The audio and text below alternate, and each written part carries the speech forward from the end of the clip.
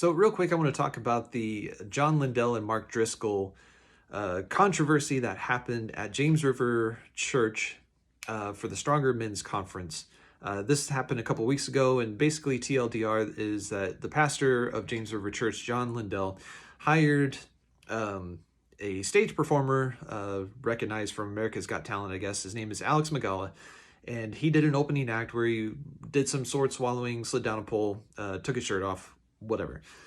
And the controversy came when Mark Driscoll, who is himself a controversial persona, with some very legitimate things that he's done wrong in the past. Again, God's grace is for everyone, and people make mistakes. That doesn't automatically mean that what he did and said at this conference was automatically wrong or should be dismissed.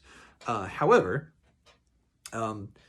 what happened is that when Mr. Driscoll came up on stage for his turn to speak, he condemned the act and basically said that it was the Jezebel spirit as an opening act for the conference.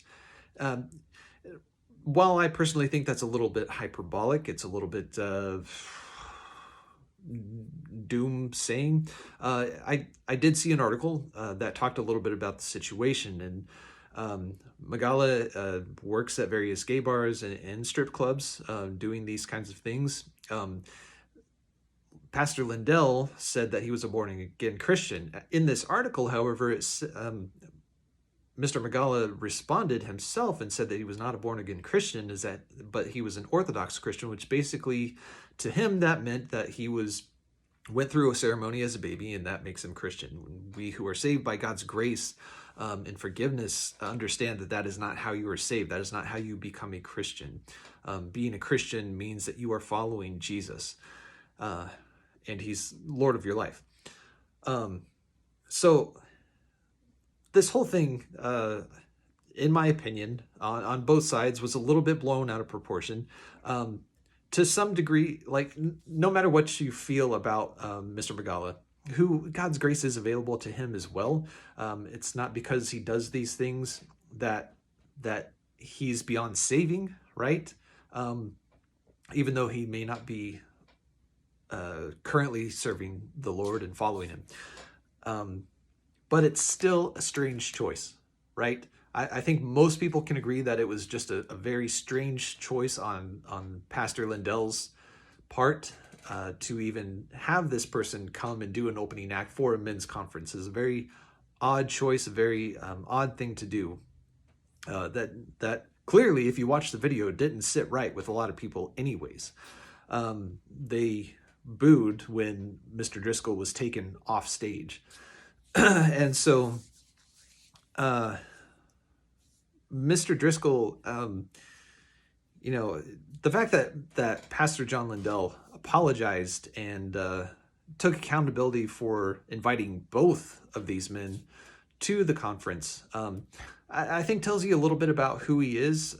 To me, that feels a little bit cowardly. And the fact that he got upset and said that Mr. Driscoll should have taken the guidance from Matthew 18 and applied that rather than saying something on stage in front of everyone. Now, personally, I disagree with that because Matthew 18 talks about dealing with sin with your brother or sister. That is within their lives, okay?